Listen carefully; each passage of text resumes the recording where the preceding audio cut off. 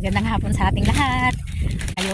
Ang blessings ay hindi lang makukuha sa maraming pera, yung hindi lang sa maraming kayamanan. Kung may marami kang pera, oo, bless ka dahil may mga tao na bless sila dahil maraming pera, may mga tao din na bless sila dahil kumpleto yung pamilya nila. Pero pag ikaw ay kahit hindi kumpleto yung pamilya mo, kahit wala kang pera, pero wala kang sakit. Magandang hapon sa ating lahat.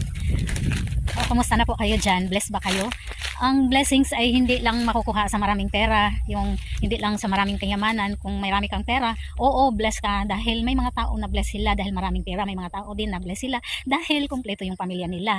Pero pag ikaw ay kahit hindi kumpleto yung pamilya mo, kahit wala kang pera, pero wala kang sakit, wala kang maintenance, wala kang iniinom na kahit ano, hindi ka nakaratay sa ospital ngayon, pasalamatan mo ang Diyos dahil bless na bless ka sa lahat ng mga bless na mga tao. Pinapangarap kung ano yung meron ka ngayon, pinapangarap din yan ng ibang tao, kaya magalak ka dahil ikaw ay blessed na blessing.